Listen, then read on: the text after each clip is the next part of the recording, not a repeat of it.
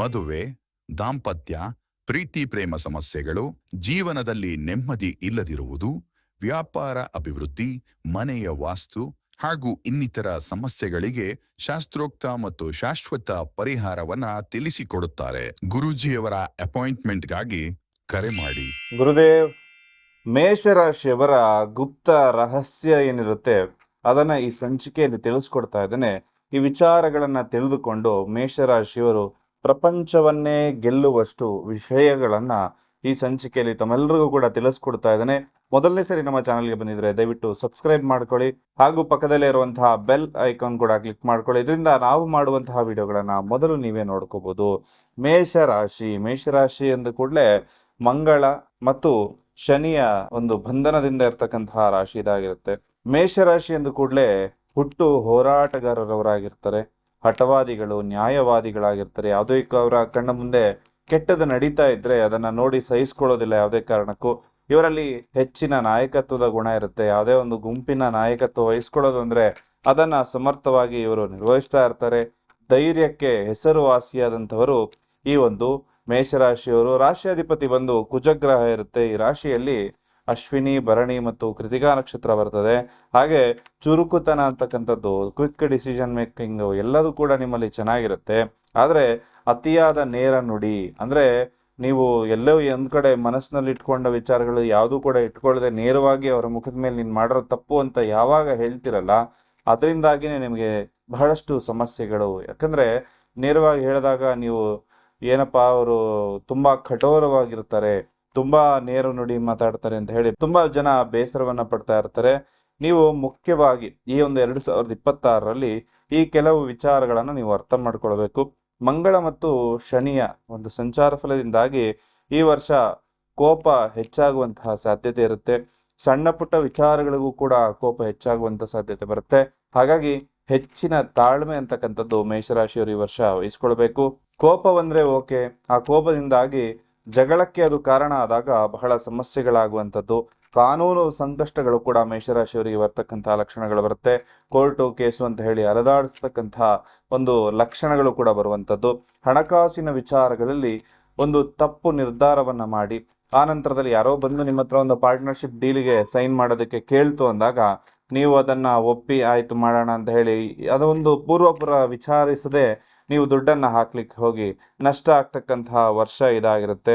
ಸ್ವಲ್ಪ over confidence ಅನ್ನೋದನ್ನ ನೀವು ದೂರ ಮಾಡಬೇಕಾಗತ್ತೆ. ಖಂಡಿತವಾಗ್ಲೂ ಕೂಡ ಇದರಿಂದ ಗಣನೀಯವಾಗಿ ನೀವು ನಿಮ್ಮ ಎಲ್ಲವನ್ನ ಕಳ್ಕೊಳ್ಳುವಂತಹ ಪರಿಸ್ಥಿತಿ ಬರ್ತದೆ. ಯಾವುದೇ ಕ್ಷೇತ್ರದಲ್ಲಿದ್ರೂ ಕೂಡ, ಯಾವುದೇ ಕೆಲಸ ಮಾಡ್ತಾ ಇದ್ರು ಕೂಡ ಸ್ವಲ್ಪ ತಾಳ್ಮೆಯನ್ನ ಈ ವರ್ಷ ವಹಿಸ್ಕೊಳ್ಳಿ ಅಂತಕ್ಕಂಥ ಮಾತನ್ನ ಹೇಳ್ತೇನೆ. ರಾಹುವಿನ ಪ್ರಭಾವದಿಂದಾಗಿ ಸಾಲ ಮಾಡುವ ಅಥವಾ ಅನಗತ್ಯ ಖರ್ಚಾಗುವಂತಹ ಲಕ್ಷಣಗಳು ಕೂಡ ಈ ವರ್ಷ 2026ರಲ್ಲಿ ಬರ್ತಕ್ಕಂಥದ್ದು ಇರುತ್ತೆ. ದೊಡ್ಡ ಹೂಡಿಕೆ ಮಾಡುವಂತಹ ಒಂದಷ್ಟು ಯೋಜನೆಗಳೆಲ್ಲವೂ ಬರಬಹುದು. ಆದರೆ ಎಷ್ಟು ಮಟ್ಟಕ್ಕೆ ಮಾಡಬೇಕು ಅಂತಕ್ಕಂಥದ್ದನ್ನ ನೋಡಿಕೊಂಡು ವಿಚಾರ ಮಾಡಿ ಅಂತಕ್ಕಂಥ ಮಾತನ್ನ ಈ ಒಂದು ಸಂದರ್ಭದಲ್ಲಿ ತಮ್ಮೆಲ್ಲರಿಗೂ ಕೂಡ ತಿಳಿಸ್ಕೊಡ್ತಾ ಇದ್ದೇನೆ. ಹಾಗೆ ನೀವು ಮೇಷರಾಶಿಯವರು ಸಿಕ್ಕಿದ್ ಬಕ್ಕಿದ್ದೆಲ್ಲ ತಿನ್ನುವಂಥದ್ದು, ಈ ರೀತಿಯ ಅಭ್ಯಾಸಗಳು ಬಹುತೇಕ ಜನರಲ್ಲಿರುತ್ತೆ. ಅದನ್ನ ಆದಷ್ಟು ಅವಾಯ್ಡ್ ಮಾಡ್ಕೊಳ್ಳಿ.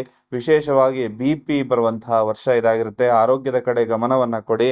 ತಲೆಗೆ ಮತ್ತೆ ಕುತ್ತಿಗೆಗೆ ಸಂಬಂಧಪಟ್ಟಿರುವಂತಹ ವಿಚಾರಗಳನ್ನ ನೀವು ಸ್ವಲ್ಪ ಗಮನ ಇಟ್ಟು ತಿಳ್ಕೊಳ್ಬೇಕಾಗತ್ತೆ.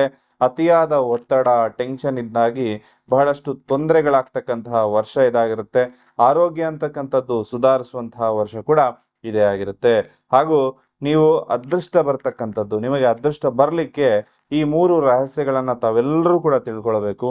ಮೊದಲನೇದು ಬಂದು ಶಿಸ್ತು ಮತ್ತು ಸಮಯದ ಪರಿಪಾಲನೆಯನ್ನ ಮಾಡ್ತಕ್ಕಂಥದ್ದು, ಸಮಯದ ಸದುಪಯೋಗವನ್ನ ಪಡ್ಕೊಳ್ತಕ್ಕಂಥದ್ದು. ಹೊರಗಡೆ ಅಲ್ದಾಡ್ತಾ ಇರ್ತಾರೆ, ಅನಗತ್ಯ ಸ್ನೇಹ ಕೂಟಗಳಲ್ಲಿ ಸಮಯ ವ್ಯರ್ಥ ಮಾಡುವಂಥದ್ದು, ಒಂದು ನಿಮಗೆ ಅವಶ್ಯಕತೆ ಇಲ್ಲದಿರುವಂತಹ ವ್ಯವಹಾರಗಳಲ್ಲಿ ಮಧ್ಯಸ್ಥಿಕೆ ವಹಿಸ್ತಕ್ಕಂಥದ್ದು, ಲಾಭವಿಲ್ಲದ ಕೆಲಸದಲ್ಲಿ ಟೈಮನ್ನು ವ್ಯರ್ಥ ಮಾಡ್ತಕ್ಕಂಥದ್ದನ್ನ ಕಡಿಮೆ ಮಾಡಬೇಕಾಗತ್ತೆ ಮೇಷರಾಶಿಯವರು. ಬದಲಿಗೆ ಮನೆಯಲ್ಲಿ ಅಥವಾ ನಿಮ್ಮ ಕೆಲಸದ ಸಂದರ್ಭದಲ್ಲಿ ನೀವು ಸ್ವಲ್ಪ ಶಿಸ್ತಿನಿಂದ ನಿಮ್ಗೆ ಯಾವ ಕೆಲಸ ಬೇಕು ಅದನ್ನು ಮಾತ್ರ ಮಾಡಿ ಅಂತಕ್ಕಂಥ ಮಾತನ್ನ ಹೇಳ್ತೇನೆ. ಸಮಯಕ್ಕೆ ಬೆಲೆಯನ್ನ ಕೊಡಬೇಕಾಗತ್ತೆ. ಕೆಲಸದ ಕಡೆ ಹೆಚ್ಚು ಒತ್ತನ್ನ ನೀಡಿ ಕೆಲಸವನ್ನ ಮಾಡಿದಾಗ ಮಾತ್ರ ಈ ವರ್ಷ ಲಾಭದಾಯಕ ಫಲಗಳಿರುತ್ತೆ. ಈ ವರ್ಷ ಅಂತ ಮಾತ್ರ ಅಲ್ಲ, ನಿಮ್ಮ ಜೀವನ ಪೂರ್ತಿಯಲ್ಲೂ ಕೂಡ ನಿಮಗೆ ಲಾಭದಾಯಕವಾಗಿರೋ ಫಲಗಳು ಕೂಡ ಪ್ರಾಪ್ತಿಯಾಗತ್ತೆ. ಕೆಲಸಕ್ಕೆ ಹೋಗುವಾಗ ಸ್ವಲ್ಪ ನೀವು ವೇಗ ನಿಮ್ಮದು ಅವಶ್ಯಕತೆ ಇರುತ್ತೆ. ಅಂದ್ರೆ ಯಾವುದೇ ಕೆಲಸ ಮಾಡ್ತಾ ಇದ್ರು ಕೂಡ ನೀವು ಒಂದು ಕೆಲಸದಲ್ಲಿ ಸ್ವಲ್ಪ ಅಹಿತಕರವಾಗಿರ್ತಕ್ಕಂಥದ್ದು ಅಥವಾ ನಿಮ್ಮ ಒಂದು ಯೋಚನೆಯನ್ನ ಅಲ್ಲಿ ಬೆಲೆ ಕೊಡ್ತಾ ಇಲ್ಲ ಅಂದಾಗ ಅವರ ಯೋಚನೆಗೆ ನೀವು ಬೆಲೆ ಕೊಟ್ಟು ಕೆಲಸವನ್ನ ಮಾಡಿ.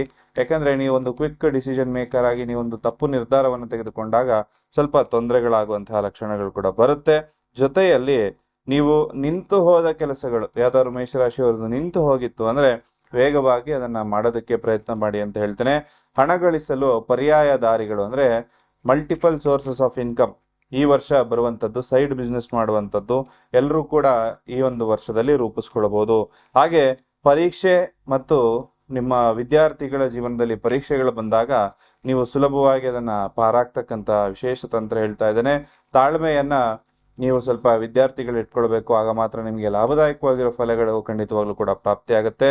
ಹಾಗೆ ನಿಮ್ಮ ಒಂದು ರಿಲೇಶನ್ಶಿಪ್ ಬಗ್ಗೆ ಹೇಳಬೇಕು ಅಂದ್ರೆ ನಿಮ್ಮನ್ನ ನಿಮ್ಮ ಪಾರ್ಟ್ನರ್ ಕೆಣಕಬಹುದು ಅಥವಾ ಈ ಸಂದರ್ಭದಲ್ಲಿ ನಿಮ್ಮ ಮೌನಕ್ಕೆ ಒಂದು ಅರ್ಥ ಇಲ್ಲದಂಗೆ ಒಂದಷ್ಟು ತೊಂದರೆಗಳು ಕೂಡ ಆಗಬಹುದು. ಅದನ್ನ ಸ್ವಲ್ಪ ಸಮರ್ಥವಾಗಿ ನೀವು ನಿಭಾಯಿಸ್ಕೊಳ್ಳಿ ಅಂತಕ್ಕಂಥ ಮಾತನ್ನ ಹೇಳ್ತೇನೆ. ಹಾಗೆ ನಿಮ್ಮ ಒಂದು ಸ್ಟ್ರಾಟಜಿ ಪ್ಲಾನ್ಗಳನ್ನ ಸರಿಯಾದ ರೂಪದಲ್ಲಿ ಅದನ್ನ ಅಳವಡಿಸ್ಕೊಂಡಾಗ ಖಂಡಿತವಾಗ್ಲೂ ಕೂಡ ನಿಮ್ಮ ಜೀವನದಲ್ಲಿ ಏಳಿಗೆ ಅಂತಕ್ಕಂಥದ್ದು ಪ್ರಾಪ್ತಿಯಾಗುತ್ತೆ. ಈ ಪ್ರಪಂಚ ಯಾವತ್ತು ಸೃಷ್ಟಿ ಆಯ್ತೋ ಅವತ್ತಿಂದನೂ ನಮ್ಮ ಭೂಗರ್ಭದಲ್ಲಿರ್ತಕ್ಕಂಥದ್ದು ಈ ರತ್ನಗಳು, ನವರತ್ನಗಳ ಬಗ್ಗೆ ನಾವು ಕೇಳಿದ್ದೇವೆ. ಈ ನವರತ್ನಗಳನ್ನು ಹಾಕ್ಬೇಕಂದ್ರೆ 15-20 ಸಾವಿರ ಖರ್ಚಾಗುತ್ತೆ 3 ಕ್ಯಾರೆಟ್ಗೆನೆ. ಅದರ ಬದಲಾಗಿ ಉಪರತ್ನಗಳನ್ನು ನಿಮಗೆ ನಾನು ಸಜೆಸ್ಟ್ ಮಾಡ್ತಾ ಇರುವಂಥದ್ದು ಅದು ಕ್ರಿಸ್ಟಲ್ ಬ್ರೇಸ್ಲೆಟ್ಗಳು. ಬಹಳ ಸರಿ ಹೇಳಿದ್ದೇನೆ, ಅದರ ಫ್ರೀಕ್ವೆನ್ಸಿ ಏನು, ಅದರ ಉಪಯೋಗಗಳೇನು, ಅದರ ಲಾಭಗಳೇನು ಬಹಳ ಸರಿ ಹೇಳಿದ್ದೇನೆ. ಅದನ್ನು ನಿಮ್ಮ ರಾಶಿಯಾಧಿಪತಿ ಏನಿರುತ್ತೆ ಅದನ್ನು ಆಕ್ಟಿವೇಟ್ ಮಾಡುತ್ತೆ. ಪ್ಲಸ್ ಗುರುಬಲ ಅನ್ನೋದು ಹೆಚ್ಚು ಮಾಡ್ತಕ್ಕಂಥ ಬ್ರೇಸ್ಲೆಟ್ಗಳಿದಾಗಿರುತ್ತೆ. ಇದನ್ನು ಧರಿಸ್ಕೊಳ್ಳೋದ್ರಿಂದ ಅತ್ಯಂತ ಶುಭ ಅಂತ ಹೇಳಿ ಪರಿಗಣಿಸಲಾಗುತ್ತೆ. ಎಡಗೈಯಲ್ಲಿ ಇದನ್ನು ಧರಿಸ್ಕೋಬೇಕು. ಈ ಬ್ರೇಸ್ಲೆಟ್ಗಳ ಬಗ್ಗೆ ಮಾಹಿತಿಯನ್ನು ಹೇಳೋದಾಯಿತು ಅಂದರೆ ಈ 48 ದಿವಸದಲ್ಲಿ ಇದನ್ನು ನಿಮ್ಮ ಎಡಗೈಯಲ್ಲಿ ಧರಿಸ್ಕೊಳ್ಳಿ. ಖಂಡಿತವಾಗ್ಲೂ ಅತ್ಯಂತ ಶುಭದಾಯಕ ಫಲಗಳಾಗುತ್ತೆ. ಆಲ್ರೆಡಿ ಸಾಕಷ್ಟು ಜನ ಧರಿಸ್ತಾ ಇದ್ದಾರೆ, ಅದಕ್ಕೋಸ್ಕರನೇ ಹೇಳ್ತಾ ಇರುವಂಥದ್ದು.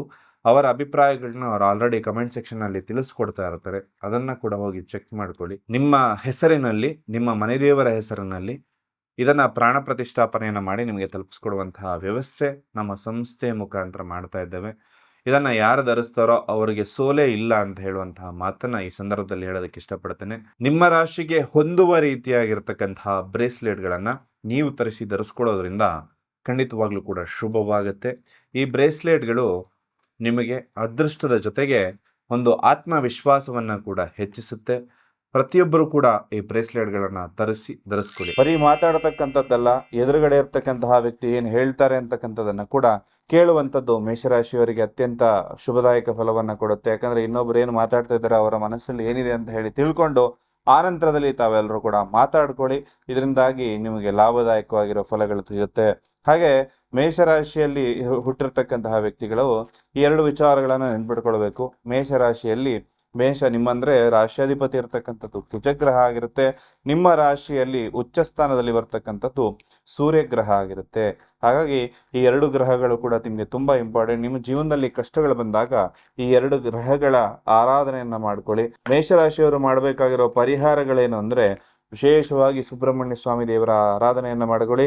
ಸುಬ್ರಹ್ಮಣ್ಯ ಸ್ವಾಮಿ ದೇವಸ್ಥಾನಕ್ಕೆ ಹೋಗಿ ಅಲ್ಲಿ ಪ್ರತಿ ಮಂಗಳವಾರ 9 ಮಂಗಳವಾರಗಳ ಕಾಲ ಅಲ್ಲಿ ಅರ್ಚನೆಯನ್ನ ಮಾಡಿಸ್ಕೊಂಡು ಬರಬೇಕಾಗತ್ತೆ. ವರ್ಷದಲ್ಲಿ ಟೋಟಲ್ 9 ಬಾರಿ ಇದನ್ನು ನೀವು ಲೈಫ್ ಲಾಂಗ್ ಮಾಡಿ ಮೇಷರಾಶಿಯವರ ಜೀವನದಲ್ಲಿ ಯಾವುದೇ ಕಷ್ಟ ಬಂದರೂ ಕೂಡ ನೀವು ಅದನ್ನು ಸುಲಭವಾಗಿ ಎದುರಿಸ್ತೀರಿ, ಅದರಿಂದ ಹೊರಬರ್ತೀರಿ. ಹಾಗೆ ಆಂಜನೇಯ ಸ್ವಾಮಿಯ ಆರಾಧನೆಯನ್ನ ಮಾಡಿಕೊಳ್ಬೇಕಾಗತ್ತೆ. ಜೊತೆಗೆ ಬಡವರಿಗೆ ನೀವು ತೊಗರಿ ಬೇಳೆಯನ್ನ ದಾನ ಮಾಡ್ತಕ್ಕಂಥದ್ದು ಕೂಡ ನಿಮ್ಮ ಒಂದು ಕಷ್ಟಗಳು ಕರ್ಮಗಳನ್ನ ಕಳಿಲಿಕ್ಕೆ ವಿಶೇಷವಾಗಿರುವ ಫಲಗಳನ್ನ ಕೂಡ ನೀಡುತ್ತೆ. ನೀವು ಅನ್ಕೊಂಡಿರೋ ಕೆಲಸ ಕಾರ್ಯಗಳೆಲ್ಲವೂ ಕೂಡ ಈಡೇರ್ಲಿ ಅಂತ ಹೇಳಿ ಆ ಭಗವಂತನಲ್ಲಿ ಪ್ರಾರ್ಥನೆ ಮಾಡ್ತಾ ಸರ್ವೇ ಜನಃ ಸುಖಿನೋ ಭವಂತು.